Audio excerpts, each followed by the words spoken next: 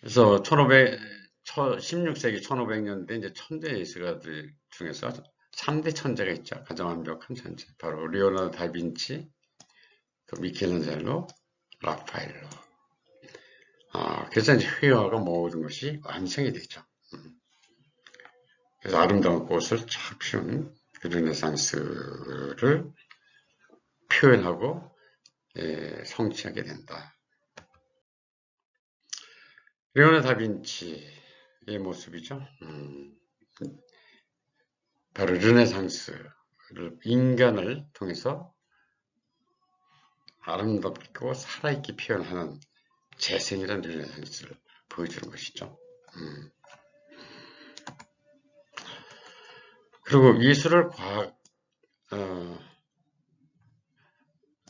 과학과 연관을 시켜서 가지고 자연 탐구도 했다는 것이죠. 자연 탐구. 자, 15세기 인문주의자들은 자연에 대한 연구를 인문학 연구에서 배제시켰죠. 그죠? 근데 르네상스 때는 자연 탐구를 한다는 것이죠. 이것이 이제 인문주의와 르네상스의 차이예요. 자연 탐구. 그래서 표정을 묘사한다. 인문주의 시대 때는 투시법으로 입체적으로 살아있기는 했지만 인간의 감정과 심리에 깊숙하게 관찰하거나 그걸 표현하지 못했는데 리오나르도 다빈치에서 표정, 인간의 감정과 심리를 묘사하게 된다.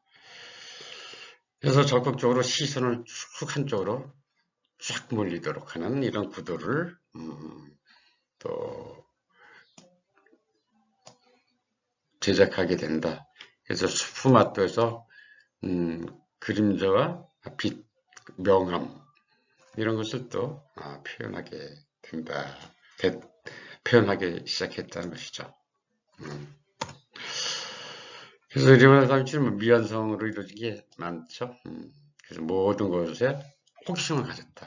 인간뿐만 아니라 인간의 표정, 인간의 심리, 또 자연, 또 건축, 또 나무, 식물, 모든 것에 관심을 가졌다는 것이죠.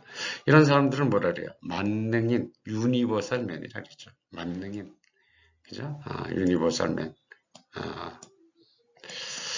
유니버설, 그죠? 전문인이 아니라 만능인 유니버설맨. 모든 것에 호기심을 갖고 모든 것을 섭렵한 사람. 유니버설맨. 만능인이 중요한 거죠. 인간으로서 완성이 된 거죠. 오늘날은 전문인에서 하나의 좁은 분야만 쫙 해서 다른 건 모르죠. 그죠? 전문인. 그래서 21세기는 이미 전문인으로 살기는 좀 힘들어요. 전문인들은 무능해요. 그 부분만에 대한 지식만 갖고 있지 세상이나 사회나 세상을 살아있게 보고 해석할 능력이 안 되죠. 전문인들은. 전문가라고 하는 것은 굉장히 한 분야에 대한 지식이 많다, 전문성을 가졌다는 의미도 되지만 균형 잡힌 게 조화롭게 통찰력이나 모든 것을 이렇게 볼 수 있는 능력은 없다는 이야기도 되죠. 근데 유니버설맨, 만능이는 모든 것에 호기심을 갖고 자연, 인간, 심리, 우주, 또 천문학 모든 것에 관심을 갖고 있었다는 거죠. 호기심. 그렇죠. 그래서 끊임없이 미를 추구하는 거죠. 미라고 하는 것이 무엇일까요? 균형, 대칭이 되는 것. 대칭 상태. 가장 아름다운 얼굴이라고 하는 것은 좌우가 거의 대칭에 가까울 때 우리가 아름답다 그러죠. 이 대칭이나 균형이 깨지면 추하다 이렇게 되는 거죠. 그래서 몸이나 얼굴이 대칭에 가까워서 균형이 딱 잡혔을 때 우리가 아름답다고 느껴요.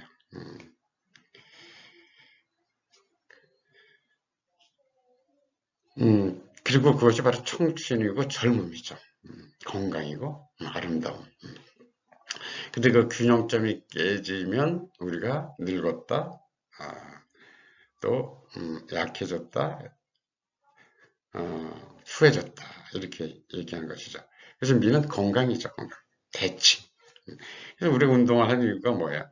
운동을 해서 근육을 만들어야 균형이 잡히고 대칭이 갈 거죠. 우리 근육을 잃으면 자꾸 불균형이 되는 것이죠. 그래서 자연으로도 또 회귀하고 실험 정신, 좀 많은 실험 정신에서 호기심하고 끊임없이 실험했고, 특히 인체 해부학이라고 하는 기술을 또 새로 공부하게 되죠. 인간에 대한 구체적인 해부학을 공부하게 된다. 그래서 모든 것을 인문학적 분야다 과학적인 거, 그죠? 또 심리적인 거, 또 생물학적인 거, 모든 것에 관심을 가졌다. 그래서 이것을 만능이라고 한다.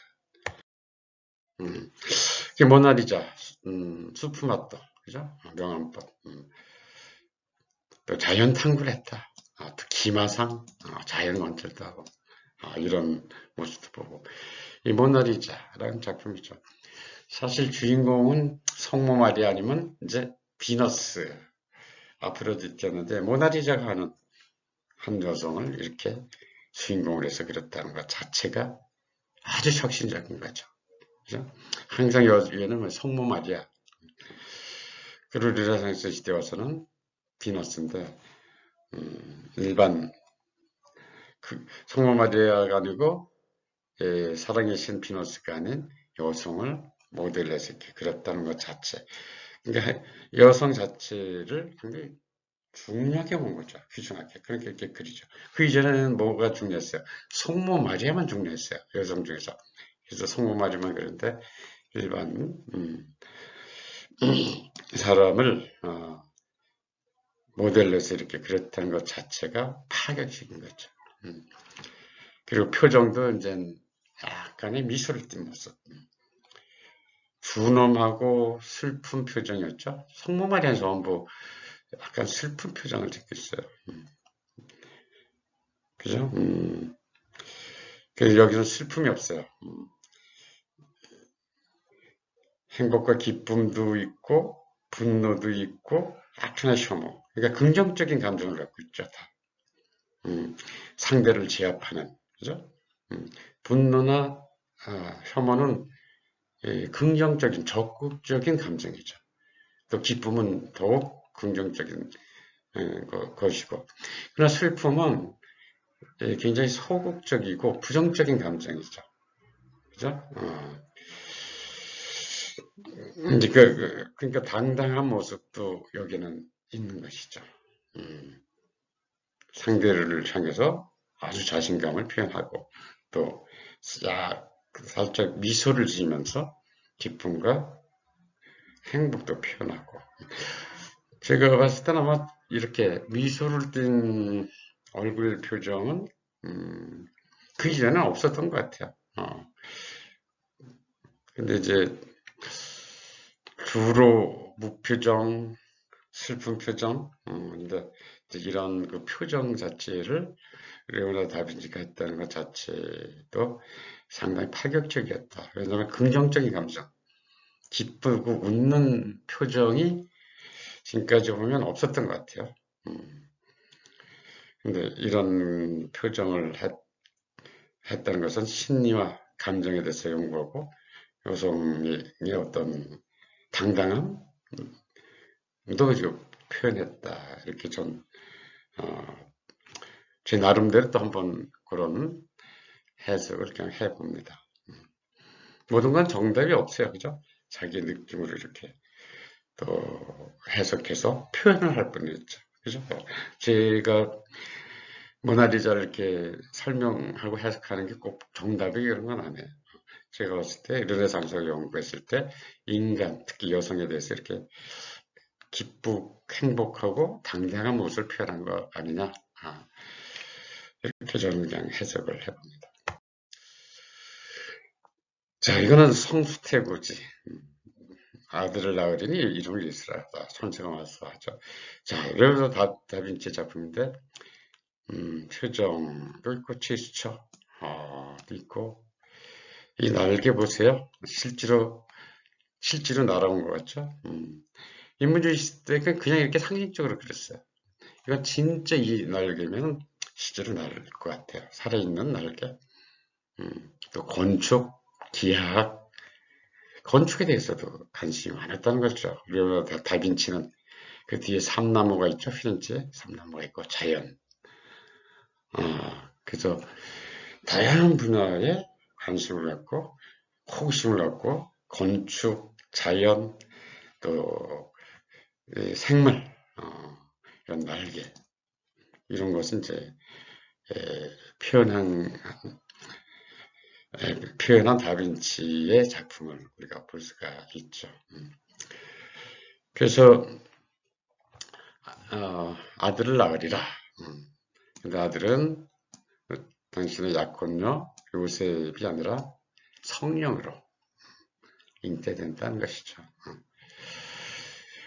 그러니까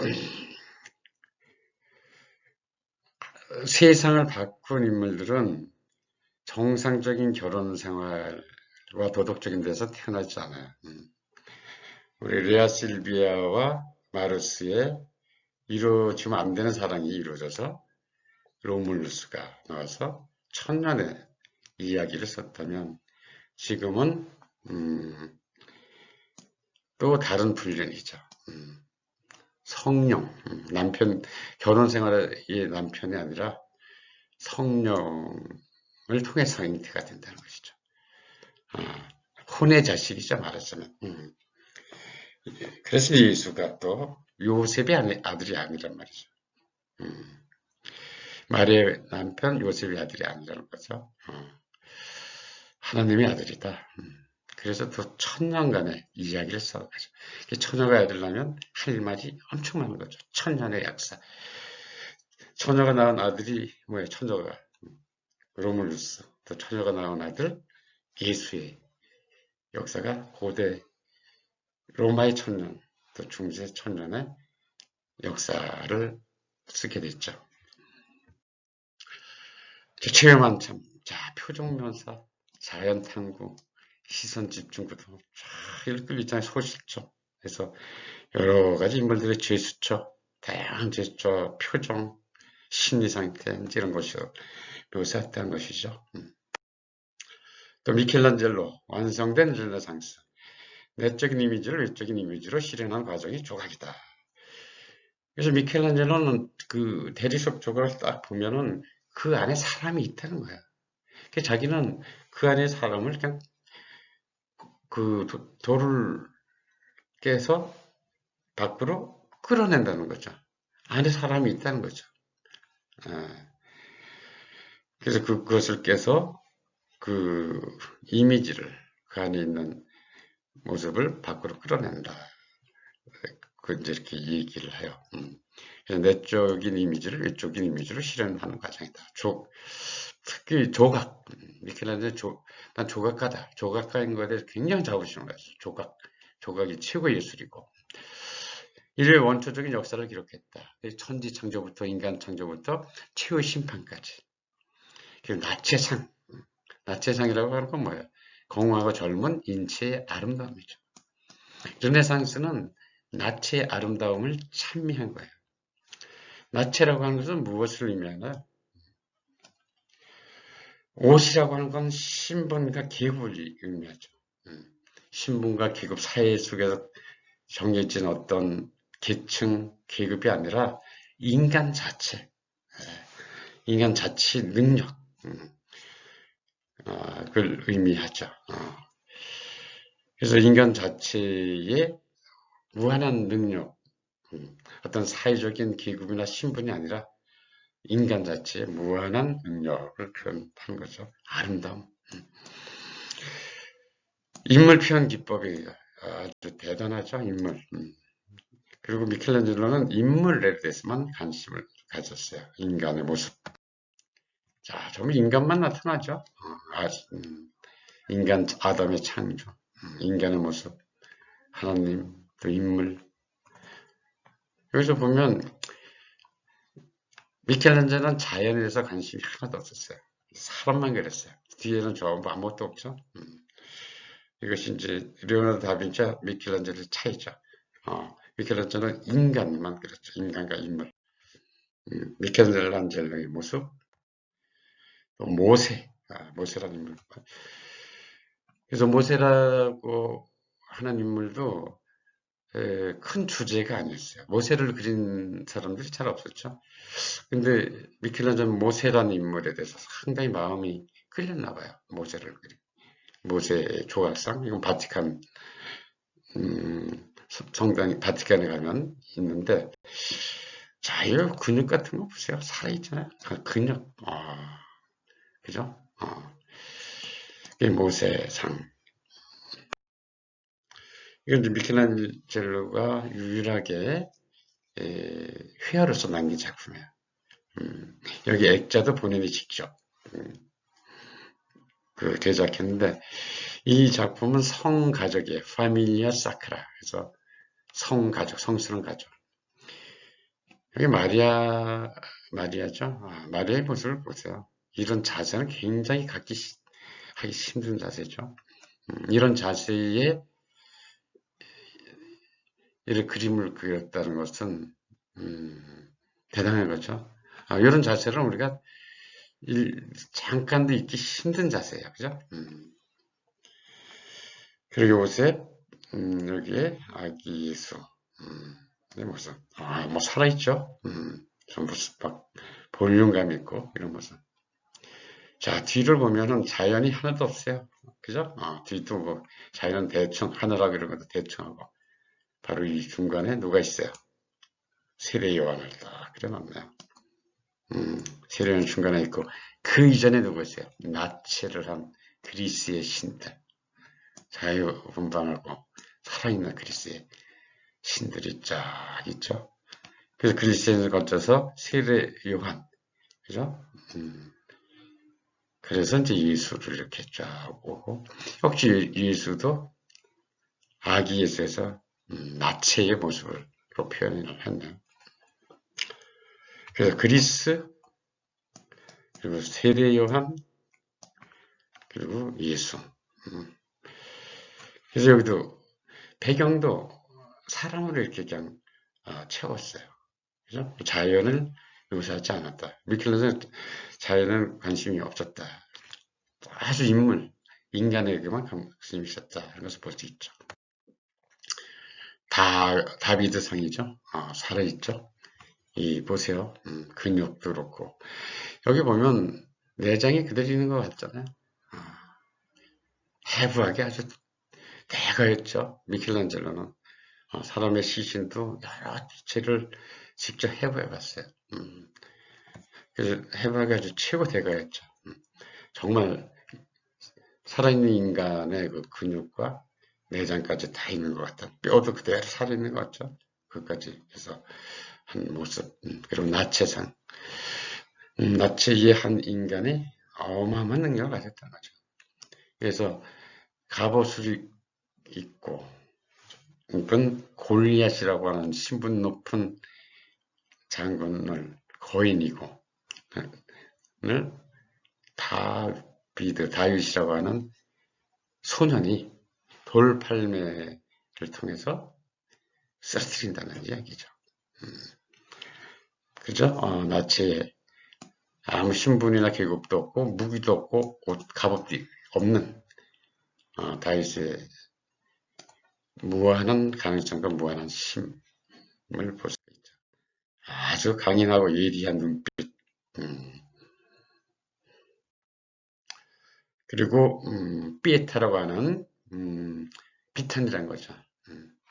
미켈란젤로는 굉장히 그것을 보면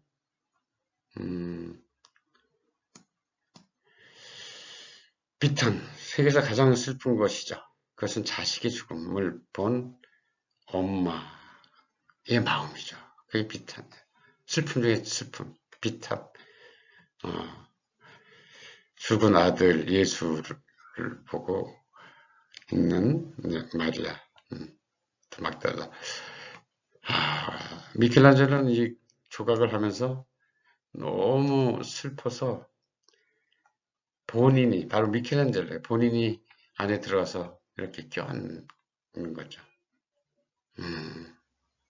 그 슬픔을 위로해 주려고 하는 모습.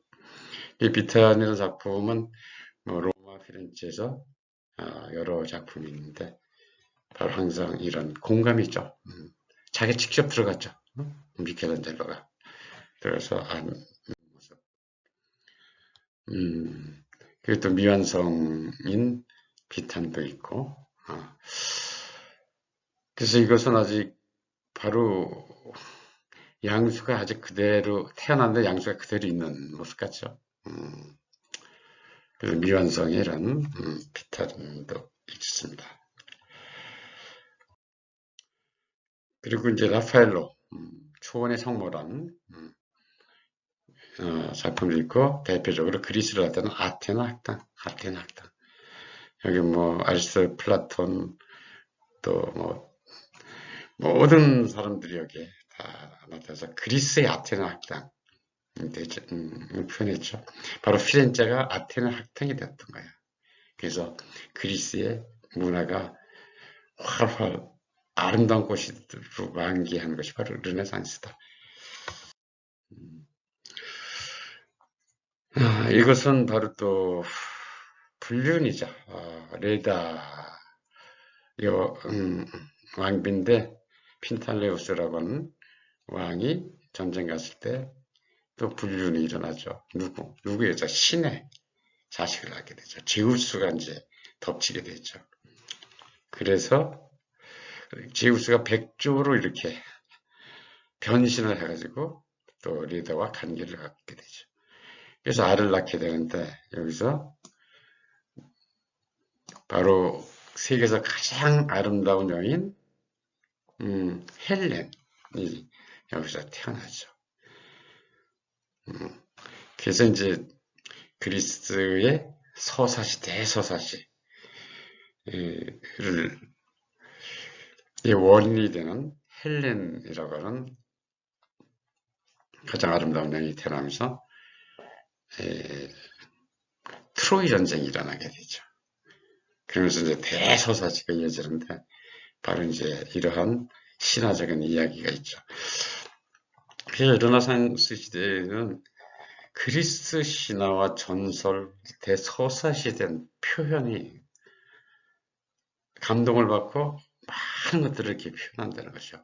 그리스 문화가 이렇게 만개하는 것을 우리가 이제 이런 회화를 통해서 알 수 있다는 것이죠. 바로 그리스 아테나가 대륙에 한 번도 들어오지 못하고 있다가 피렌체를 통해서 유럽 대륙에 뿌리를 받고 만개하게 되는데 그것이 바로 르네상스라는 거죠. 그리스의 문화가 본격적으로 피렌체에 뿌리를 두고 그리스 문화를 이해하고 예술을 이해하고 새로운 창조적인 인간으로서 어마어마한 창조물과 대단한 작품들을 만들면서 소통과 공감을 완벽하게 한 것. 이것이 이제 르네상스다. 이렇게 볼 수 있겠습니다. 오늘 수업 여기서 마치도록 하겠습니다. 안녕히 계십시오.